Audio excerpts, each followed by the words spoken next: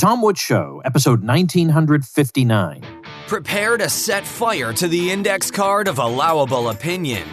Your daily dose of liberty education starts here. The Tom Woods Show. Hey everybody, improve your life with the official coffee of the Tom Woods Show, Press House Coffee. Try a couple of their amazing varieties and you'll see why old Woods, who never drank coffee before, now loves it. Take 20% off your first order with code WOODS at presshousecoffee.com. Hey everybody, Tom Woods here. Today we are joined by our old friend Tho Bishop, who is an assistant editor for the Mises Wire over at the Mises Institute's website, Mises.org. That's MISES.org. And we're going to talk about something that's become known as the Paleo strategy. And if you accuse somebody of wanting to follow the Paleo strategy, well, we just know that's evil. What could this Paleo strategy be that's so evil? Well, we're going to talk about it today. It needs to be talked about, and doggone it, I got to talk about something other than this virus and vaccines once in a while. So, Tho, welcome back. Always an honor to join you, Tom. Well, when I saw that on at least one other podcast you had discussed, quote, the Paleo strategy, I thought, well, geez, if I knew he wanted to talk about that, I would have had him on my show to talk about it. So now we're going to talk about it. Okay. Better late than never. And this is a topic that comes up a lot when you're dealing with internal libertarian fighting, because people will say so-and-so is trying to pursue the Paleo strategy. And the Paleo strategy is just left there, like as if we just all know that that was stupid and pointless and wasn't going to go anywhere. And it's self-refuting and all right-thinking people are against it. And anytime anybody acts that way about any point of view, I'm more interested in it than I was before. Anytime they act with that kind of arrogance and they're snide and all that, I am more interested in whatever the idea is now than I was before they start acting like that. So I hope my listeners are the same way. Maybe they've not heard. Now, we're not talking about paleo. Of course, they already know from my introduction. We're not talking about the lifestyle weight loss and health kind of thing. That's another kind of paleo, which, by the way, I also like that. But I want to talk to you about something that I guess dates back to the 90s, although now it's kind of like paleo has become like the term alt-right, because alt-right did have a meaning and it did designate particular people and groups. And now you go on Twitter and they think Ben Shapiro is alt-right. Right. I mean, how vacant can you be to think Ben Shapiro is just insane, stupid. So now you can't use that word anymore. Now they've taken that word away. And likewise, paleo, people saying that the Mises caucus of the Libertarian Party is trying to revive the paleo strategy. I don't even know I have no idea what that could possibly mean. And I am kind of like a historian of these ideas. If I don't know what this means, it doesn't mean anything. Like they're just using it as a term of abuse and derision. So now that I've spent way too much of this beginning section yammering away, let me have you explain, first of all, what is a paleo? Let's start there. Well, first of all, I'm a little nervous about this. This is the first time I've actually been able to discuss, in depth on a podcast with someone who, back in the day was actually able to read, hot off the presses Rothbard. So, I'm a little... Oh, and yeah, not only that, I was at some of the meetings where allegedly terrible things occurred. Yeah. I was at the John Randolph Club meeting in 1993, and I had a great time. And so I was there, and I can tell you, I know what was said. I know who said what. I know who was in the room. And we sang songs and had a great time. That was it. There was nothing sinister about it. I was there. Well, I think that there's something to be said about our style of libertarianism is we typically have fun, which is an important thing when you're fighting for liberty. But you are right, though. It's funny, kind of in left libertarian circles, the word paleo is kind of used the same way like a lot of Cato people use the word populist. It's just kind of empty slur, as something just off-putting. Right. And I think it does a disservice, even if you disagree with the strategy, and particularly when it's used as a slur against the Mises caucus. Like, I like jumping in those conversations because I disagree with the LP strategy generally. And one of my big critiques is that they're not paleo. So the way that I see it, my understanding looking at this period of history is that, first of all, this was a strategy that came about as a response to a particular period of time. When you had the fall of the Soviet Union and the end of the Cold War era in terms of foreign policy, and you kind of had this big disagreement on the right that had so, long been made up of that, triumvirate of, nominally free market advocates, Cold War hawks and the Christian conservatives. And, what does it look like in a post-Cold War era? And so, I find it fascinating reading these 90s articles on political strategy from Murray and Lou Rockwell and Justin Raimondo and others, part because I kind of see the approach from kind of three different ways, all of which I think have a lot of relevance to, me being here in 2021. First and foremost is the recognition that the political environment has changed that allows for outreach to the right in a way that perhaps has not been true in the past. We still have a lot more people over in the Middle East than we want, even with the withdrawal from Afghanistan. But I think politically, we're kind of in a post-war on terror era, kind of transitioning to a war on domestic terror. The media and some old school Republicans are trying to reverse those gains using what's happened the last couple of weeks. But I think largely the American population has lost interest in the war on terror as an element, which opens up the foreign policy side, which we've seen represented in Donald Trump's rhetoric, not necessarily follow through per se. Tucker Carlson having the highest profile show on Fox News and et cetera. I think most of your audience is familiar with that aspect. The second part of it, which I think is equally important, is recognizing that the libertarian movement that had existed, kind of really coming to its own in the 70s and 80s, a lot of the people that made up that movement, were not beneficial to the ideas of libertarianism. And you see this with some of the frustration about the experiences that Ron Paul had as a libertarian candidate. You see obviously the amount of seething, disgust that the idea of, how all these libertarians that show up on your doorstep thinking that, you owed them your couch, for them to bum on because, oh, your brother's in the movement. Well, I can say as someone that came into the movement as part of the Ron Paul era, I've had some of those experiences at conventions and things like that. People thought that, oh, just because we're brothers in arms with great ideas of liberty, that somehow I owed them money or something like that. So it was a reflection of the insufficiency of, again, the kind of libertarian movement as its own sort of third way. And again, I think there's some relevance here now, even though I think some of the specific critiques of the libertarians in the early 90s are a little bit different now because of how successful the Ron Paul movement was and the Osher movement and other things like that. And I think it's also a reaction to the escalations in the culture war, which you saw play out in a variety of different fronts in the 90s and, with some of Bill Clinton's social policies. You saw it even play out with kind of the way that TV shows and movies and cultural items could have kind of push certain sort of cultural agendas there. And similar now, obviously, we see it with kind of the insanity of the cultural left now, that there's some aspects of 2021 politics that rhymes with the 90s. And because you read some of these articles, we're talking about the economic consequences of degrading the family and things like that. Some of these op-eds from Rothbard Rockwell Report, Liberty Magazine, some of these platforms, you could read them in Tucker Carlson's voice today, with the one difference being that they talk about the Fed more and that's role of destabilizing the family. And so I think that it's very important for us as libertarians, even if you don't necessarily agree with some of the strategic outcomes or are interested in Republican Party politics or anything like that. There's something to be said about recognizing the similarities of that movement then to what we have now so that we can learn some of the mistakes of the past and also recognizing, who might be some potential allies and audience to reach out to. Because ultimately, if we don't engage, when libertarians don't engage with either, the right or the left or wherever the energy's at, the outcomes of those movements are going to kind of necessarily be less libertarian by simply sitting out of some of those disputes. Let's distinguish here when we use this word paleo. Mm-hmm. There are different people. Well, for example, I mentioned very briefly something called the John Randolph Club. Mm-hmm. Now I don't know if it still exists. It lingered for a while after the libertarians kind of withdrew from it more or less in the mid-90s. But initially, it was a place for libertarians like Rothbard, who were hardcore, plumb line, anti-state, just consistent. And it brought in also conservatives who had been, by and large, Cold Warriors, who now, as of, let's say 1989, 90, 91, we're starting to say, all right, well, we defeated the communists. Why don't we go back to having a regular country again? I mean, they actually believed the rhetoric of this is just a temporary emergency and, and all that. Well, they said, okay, well, so we defeated the foe. Let's go back to not having this overgrown military-industrial complex.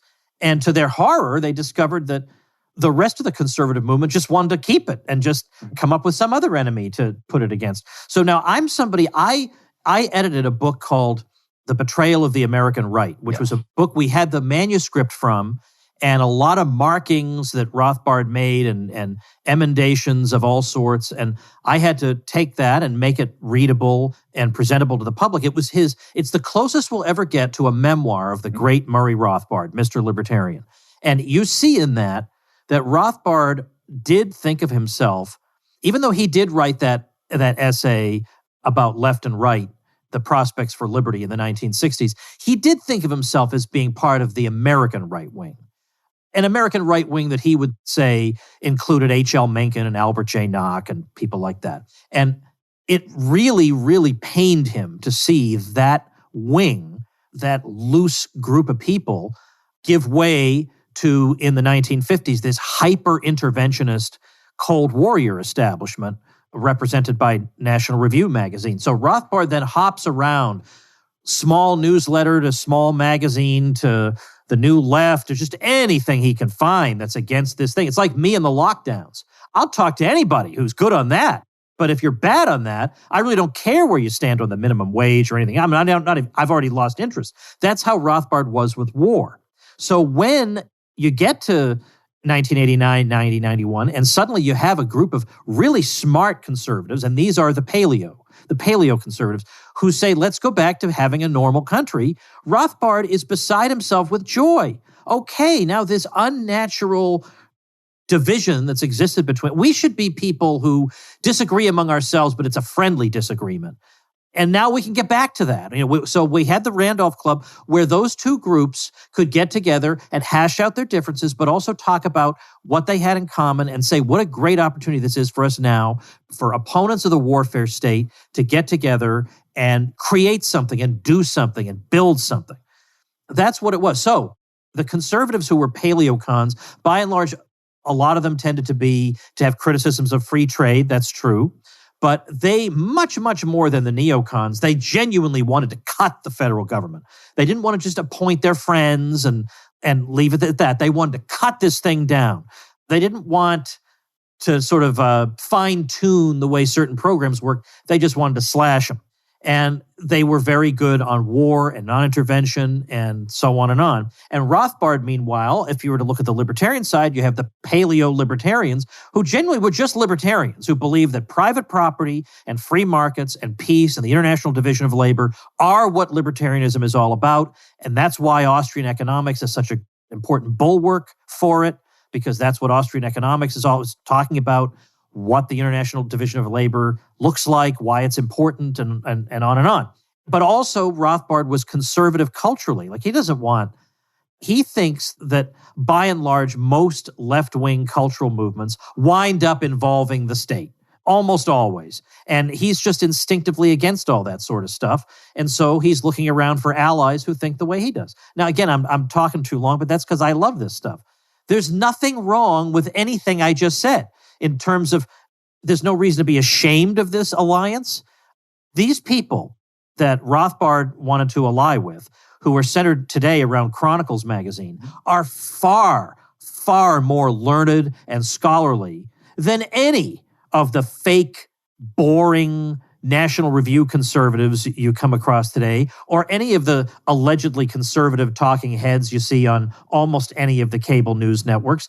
These are people who, they're learned. They actually have read things. And yeah, I see nothing wrong with being allied with them. I got to meet Bill Kaufman because of this alliance. I got to meet Paul Gottfried, who's a genius, PhD from Yale. I got to meet Clyde Wilson, another genius. I mean, I have no regrets. Yeah, I kind of yada-yada'd over the most important aspect, kind of where the term came from with the paleo-conservative aspect there. And then, of course, the John Randolph Society. Pat Buchanan was a member of that. And so that's that kind of, when we think about the paleo strategy in terms of politics, it typically gets focused on the Pat Buchanan presidential campaigns. I think it kind of overlooks a little bit of, Ron Paul came back to Congress in 96, kind of during this same era. I know Lew Rockwell in 96, he didn't have all of his eggs in the basket with Pat Buchanan. There's also wrote some very nice things about Steve Forbes, kind of again, taking this a much bolder route there. And one of those aspects of, where we kind of saw, I think fissures kind of open up down the line, correct me if I'm wrong, but it really kind of was a question of the welfare state, because early on, you had kind of a common ground on the detriment of the welfare state, not only as a growth of the government itself, but the impact it had on families and et cetera. And then kind of later on, you kind of see this reflected with some of the aspects of the populace right now, is that there are compromises being made about, there's flirtations with kind of universal basic income now and things like that. And I think that kind of gets to one of the, this has always kind of been one of the strongest critiques of this strategy is that, the conservatives never really wanted to learn about economics. And I think that part of it, there is some truth there, obviously. Whether it's Pat Buchanan or Tucker Carlson or Steve Bannon, a lot of people who I have a lot of respect for a lot of other issues, they always seem to they can't help themselves. They always take this jabs at Austrian economics in particular. Steve Bannon still does this. And I think they kind of think they're being really clever. They think it's like some sort of, super intellectual dig at the Koch brothers, which is obviously ridiculous for a variety of other reasons. And I think some of it goes to is that a lot of, I know Pedro Gonzalez, who's one of the younger sort of paleocons out there, I have a lot of respect for. We had a conversation with a Spanish university a couple of months ago, kind of talking about, this sort of stuff. And he often talks about, criticizes kind of the materialistic selling of markets, and he kind of dismisses the, we've sold out our nation for cheap stuff and GDP. And there is a hint of truth to that to a certain extent. But I think the larger aspect of it is if you don't ground your defense of free markets and economics on kind of these larger cultural aspects, recognizing that, it is precisely the role of the Fed, for example, that has subsidized short-term decision-making that has so many consequences in terms of building up families and things like that. We have rewarded a lot of, economically through our policy, we have subsidized a lot of behavior that conservatives would rightfully recognize as being antisocial, harmful to society. The problem is that a lot of the most vocal defenders of free markets, kind of the Beltway libertarian crowd, for lack of to use a kind of a common story out there, a lot of their defenses have been, liberty is the protection of alternative lifestyles, which is a phrase that Nick Gillespie has used. And I think that's kind of where, when I see critiques out there of libertarians, which has kind of become a slur on both the left and the right in popular culture today, a lot of their critiques, I think, is, kind of focused on that depiction of capitalism or libertarianism or liberty or whatever word you want to use. And I think some of those critiques are valid, but it comes from the inefficiencies of the people they're thinking about when they use those terms, rather than that Rothbardian necessity and roots. Because, you look back, and that's why I think, also looking at the political thought of Mises himself, there's always, I know you've seen it plenty of times, there's a certain type of libertarian that tries to attack the Institute by saying, they're Mises in name only. They're really the Rothbard Institute, trying to apply the word right-wing cranks. But Mises thought very heavily about, what does civilization look like? What's the culture necessary for protection of property rights and things like that? And so in many ways, I think this paleo-libertarian trend, this recognition and respect for cultural conservatism and thinking about the future and your progeny and things that are much larger than your own personal, pleasure at the moment. These, I think, have always been the strengths of that old right style of libertarianism. And again, there's nothing here. Lou Rockwell, his introductory article, The Case for Paleo-Libertarianism, most of it is just attack on the Leviathan state, the warfare state, the welfare state, and then combined with a respect for the Western cultural tradition and the Judeo-Christian values. And increasingly, it's the libertarians that have the biggest issue with the words Western civilization or Christian values that typically are the ones that I least want to be neighbors with. And I think that says a lot about, kind of, it's easy to talk about liberty in the abstract, but, when it actually comes to practice, it is your values beyond your view of the non-aggression principle that we can't discount. And I think that, that's where a lot of these cultural differences, which within the liberty movement broadly defined, kind of set in. Now that we've laid out who these people are, what's meant by the paleo strategy? What was it that they were trying to do together? Well, it can be simplified, I think, to right-wing populism. I think one of the most brilliant essays of Rothbard's, because we were so lucky that a scholar of his intellect, as a great economist, historian, political thinker, that he was also interested in the strategy aspect.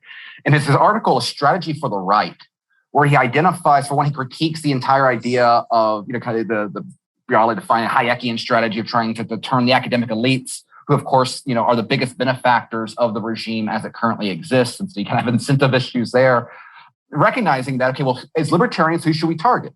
Should we target the fringe of society, for lack of a better word, like the countercultural people, with I'm using kind of every boomer stereotype in the book, just kind of make a point. It was pretty nuanced here, but the people with mohawks and tattoos and dyed hair and nose rings and things like that. Or should we be appealing to the people most ripped off by the state as it currently exists? The middle class, the working middle class that just simply, wants to make a living, support their kids, and live in a community with values that they agree with. And it's like, those are the people that are the biggest victims of the current regime. And, his entire point was that if libertarians want to be effective, we need to stop trying to focus entirely on the people motivated, for example, on the drug issue, which is not to do anything to take away from the severity of, filling prisons full of people, nonviolent offenders. Again, that doesn't take anything away from those issues. But recognizing that, when it comes to politics in a democratic society, numbers matter.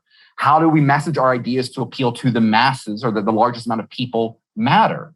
And again, they recognize that the untapped class of people that libertarians were failing to reach out to were those that had conservative Christian values for the most part. And we needed to identify the ways that it was the state that was the threat to the livelihoods that they wanted. And again, I think you see this play out very vividly today, where, what are the mobilizing aspects or activating people to go yell at, politicians? It's the COVID issue, the complete disregard for America's, middle class and small business owners and those sort of people. It is battles going on in the school system of critical race theory and the like. It is larger COVID vaccine passport sort of issue, the medical freedom side. And then you also just have the larger inflationary issue, which is rising. These are exactly the sort of people that, they may never agree with Walter Block's defending the indefendable, but they are people that recognize that the state as it currently exists, particularly the federal regime, hates them. And most of them doubt the credibility of the 2020 election, which is a very important political moment. And so again, the similarities between the people that Rothbard and Rockwell and the Paleo strategy were trying to reach in the 90s, it's the same exact sort of demographic that I think has a lot of potential for libertarians now. We're looking for allies against kind of this growing, the amplification of this, this biomedical security state was the DeSantis line about it. And again, with the changing fault lines of politics as it exists. Because it's interesting, is like one of the right-wing critiques of Lou Rockwell is that, after 9/11, he became, this bleeding heart lefty. And it's because, again, this goes back to the point of a period in time, after 9/11, you had the rise of the neocon, war hawk, Buckleyite class, that took over the Republican Party and the political right then. So again, like that, we have to recognize that sometimes these political trends change over time. And so again, if it's Rothbard, in 65, trying to appeal to the left, trying to appeal to the right in the 90s, trying to highlight the left-right aspects of the regime during the War on Terror years, or addressing, kind of revamping with the Trump dynamic on politics today, we have to recognize that the principles of liberty might be, baked into our understandings of free society, but strategy has to kind of reflect the dynamic that's much larger than the libertarian movement itself.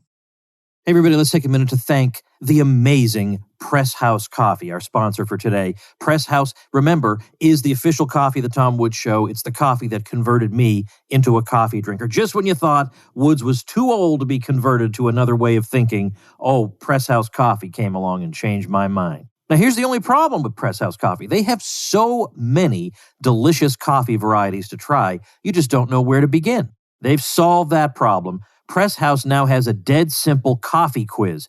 Takes you a few seconds to complete, 4 simple questions anybody can answer, and your answers will tell head roaster Paulie how acidic, sweet, earthy, or savory your favorite coffees will be, and that makes it easy for him to hand select 4 coffees just for you. And by the way, if you want traditional coffee, you can get from Press House the best cup of diner-style coffee you've ever had. But if you're adventurous like old Woods, you'll want to venture out and go take that quiz, because it'll help you do that.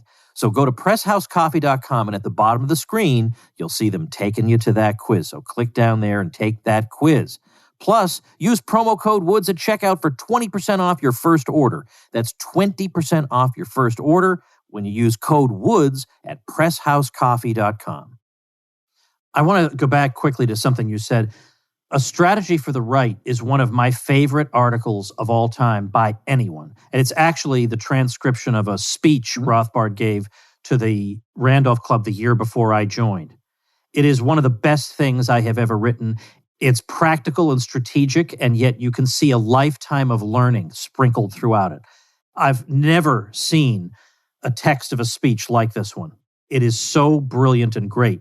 And he points out in here, and it's interesting, think about the kind of candidates that the establishment Beltway libertarians have favored over the past 12 or so years, okay? All boring, all lull you to sleep, every single one of them.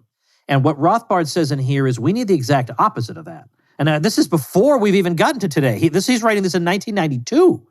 And he's saying we need to be bold and full of excitement, not lull the masses to sleep. He says that's what the media wants, and that's what the establishment wants, to lull the masses to sleep. We want to wake them up and tell them these people who've positioned themselves over you as the experts and they're smarter than you and they're going to tell you what to do. These people have screwed up everything for 100 years. They have no idea what they're doing, and plus they're ripping you off on top of it. That's our message, not, well, my policy would be different. I have this paper I wrote. Look, no, what? No, that is not what we want. And they hate the word populist, but populist just means you're saying the elites are all full of it. Well, if you're a libertarian and you don't think the elites are all full of it, I don't understand. I think your brain is full of something, and it isn't gray matter. Yeah, there's one of my favorite quotes, and I quote it every couple months now, just because it's so good. It's predating Trump. It is important to realize that the establishment doesn't want excitement in politics. It wants the masses to continue to be lulled to sleep. It wants kinder, gentler. It wants the measured, judicious, mushy tone and content of a James Reston, a David Broder, or a Washington Week in Review. It doesn't want a Pat Buchanan, not only for the excitement and edge of his content, but also for a similar tone and style. And there's so much kind of baked into this. I love in the Progressive Era book that Patrick Newman edited, it goes in the breakdown of the third political system. And I think one of those things that's very interesting and why the topic of populism, not just in the American tradition, but just generally something that I find fascinating. I was very honored to be able to give a talk about it at Mises U this year, is that historically, during the late 1800s, you had a significantly high voter turnout. And the reason why that was important is because it ended up creating much harder kind of edges in the political system, because the way that you won elections was by activating your voters, by delivering on promises, rather than what we had in the 20th century, which was kind of like this, politics became boring. You relied upon this professional class. And the differences there were mainly superficial in terms of the larger ideological views. It was very different in the 1800s. And I think that's one of the things that's changing now. Social media, for example, we now engage in political discourse on a daily basis, which, back in the day, the two topics you don't talk about in public are politics and religion. And I think the effect of both of those was kind of diminishing the quality in some of those institutions, because we kind of, it kind of brushed it off.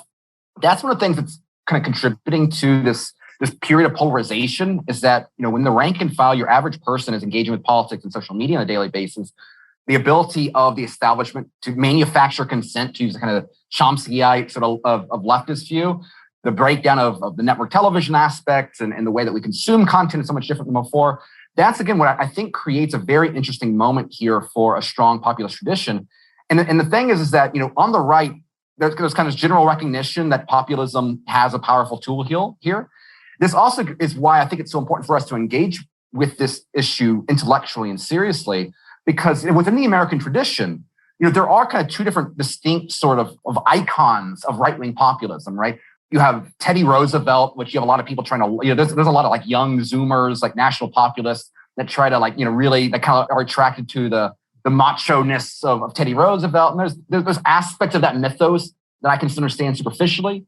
But of course, as Rothbard in his brilliant histories on the origins of the Federal Reserve and Wall Street, his book on foreign policy and Wall Street and the Fed, he kind of highlights the degree to which Teddy Roosevelt, for all his reputation as a trust buster, he was really just in the pocket of the Morgan family. He was busting trust. He was busting the opponent's trust, right? Which is kind of the way the game of the 20th century politics was played. It was, everything was defined by the elite families.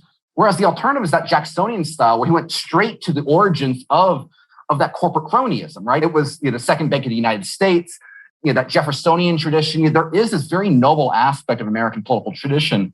It's even there's much larger Anglosphere aspect to this as well. The Transatlantic Persuasion by David Kelly is a wonderful book about how the working class within Canada, the UK, and the US, there was a strong working class political movement railing against these state corporate privileges It was a populist defense of free markets. And again, I think that when there's all in this moment like this, it's precisely kind of getting back to those roots that is the best way of making these ideas effective. Because now more than ever before, there's, I think, so much of the nihilism, the bad economic policy that you get from the mainstream left and right have become just a byproduct of the fact that we've been living in. It seems like no matter how Washington, D.C. couldn't screw up, like improving living standards for most Americans on average. There's pockets of the country that have not done very well for a variety of different reasons, but generally things have gotten better. I think now, once we're in this inflationary environment, a lot of those policies are not going to be as easy to push as they have been in the past. And this is why, in particular, we as people that understand proper economics and that Misesian Rothbardian tradition, now's our time to offer something intellectually, while again sharing a similar common end goals with a lot of the self-proclaimed, paleo conservatives, populist conservatives as they exist today. Well, I'm going to leave it there, but there are potential pitfalls here. Like you have to be careful not to be, because sometimes the people you're working with, they see the world correctly, like 85%. Yeah. But that 15%, you just got to beat it out of them. And I mean that metaphorically, no violence here. But, they really, really need to have some of the way they think corrected. And, for example, I don't want to give examples. I'll give examples in another episode. We'll continue this. I'm going to do an episode just where I take that Rothbard piece, which is so brilliant, a strategy for the right, and I comment on it because it's good and people should read it. So for now, let's say for the students who are the advanced students, the ones who want to do the assignment before the teacher even mentions it, if any of you are fitting that category of people, I will link to this article that I've been talking about, that we've been discussing at least implicitly this whole time, a strategy for the right. I'll link to that on the show notes page, tomwoods.com/1959. I also want to link to your Twitter, because I think that's mainly where people would follow you. Am I right about that? Yes, I also have just kind of a side site, RothbardRockleReport.com, where I've been republishing some of the major articles from some of the various magazines and publications from that era. And so there's a variety of there that I think are some of the important ones. I need to keep adding to that list, but that's just another resource if anyone's interested in this topic. In the old days, the Rothbard, so Murray Rothbard and Lew Rockwell, two of the most important figures in creating the movement that we have now. And I was a subscriber. I got that thing in real time, and it would come in the mail. And I would think, all right, I am clearing the deck of anything I need to do, or but my favorite thing is getting something like that in the mail and eating while I read. It's like two awesome things at once. So, all right, let me find something to eat. I'm going to sit here. I don't want anybody to bother me, and I'm going to read this thing cover to cover.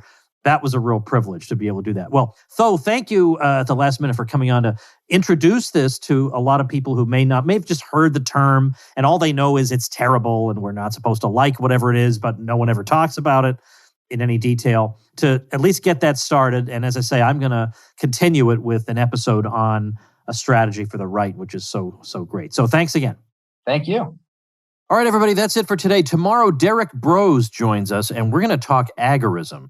If the COVID fiasco hasn't been the biggest possible shot in the arm to agorism, I don't know what would be. And if you don't know what agorism is, then you especially need to listen in tomorrow, because we need to be thinking this way for sure in light of all the insanity going on around us. So tune in tomorrow. Make sure you join supportinglisteners.com, and then you get membership inside the Tom Woods Show Elite, where you'll have sane friends, and I'll see you tomorrow. Become a smarter libertarian in just 30 minutes a day. Visit tomwoods.com to subscribe to the show for free, and we'll see you next time. Like the sound of The Tom Woods Show? My audio production is provided by Podsworth Media. Check them out at podsworth.com.